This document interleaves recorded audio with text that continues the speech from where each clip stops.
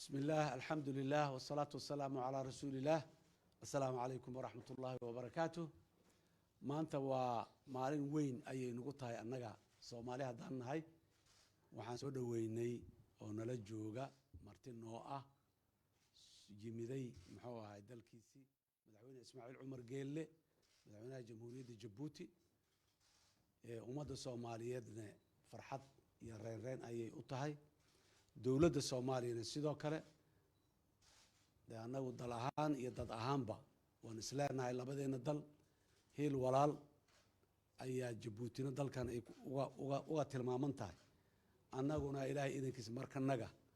مركن يعني هيل ولال رسمية يعني دور كذا قادم دونا جمهورية السدحات إمانة الصومالية معمولة يساهي أساس كذي يدي بصونه لين تدي ما هاد إلهي بالك كدبنا مدحين إسماعيل أي أبال كذي ما هاد ذلك ده أمد الصومالية وحنو شيء أمانته waxaan noola jooga walaalaha noo yimiday soo booqday soo salaamay talo ra'yi iyo waano intaba noogu yimiday annaguna aan ka codsanay inuu noo yimaado aad iyo aad ayaan u soo dhaweynaynaa dalka Soomaaliya iyo dalka Jabuuti waa laba dal oo horeyna aan u eeri waxaa naga dhaxeeya walax birina aanay gooynin biyana aanay meerin ayaa naga dhaxeeya waa laba dal mustaqbalkooda iyo aayahooduna isku xiran yahay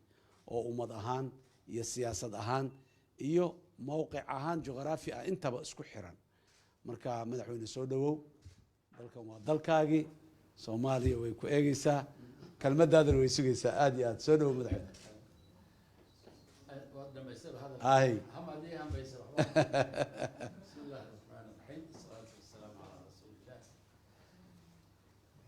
سيدنا وحبيبنا محمد صلى الله عليه وسلم مالين ونعكسن أدبر ما تصنتهي مدحوينه فرالكي حسن الشيخ محمود دور الشداد بديت ما أنت إلى خصوصياتي وحال كجوابي يعني سمداني أنا قاعد أمد جبتنا وحن أب وفرح سنة إن كون ما فرصة دني دعاء كون ما عنده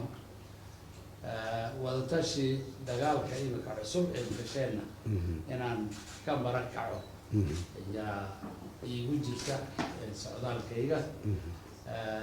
إن أنا درا أن هداد جبتنا هي أن قرب قلب يو بوغادين ينان قيسان وحي دباتو ماشا كايمان كرا waxaan arkaynaa ummadda reer Soomaaliya oo wada sare joogto aad bay loo farax gelinaysaa inta aan soo soconay wadada waxa aan arkaynay dad fara badan oo ay ka muuqato shucuur wanaagsan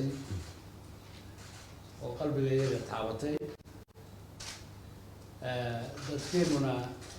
min raggan meediyagu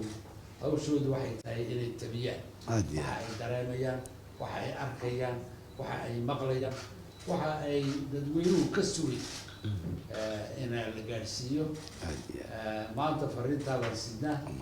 walaalnimo iyo wada shaqayn ayaan aaminsanahay waana ku shaqaynaa waana ku shaqayni doonaa insha Allah madaxweyne waa mahadsan tahay aad iyo aad maalin wanaagsan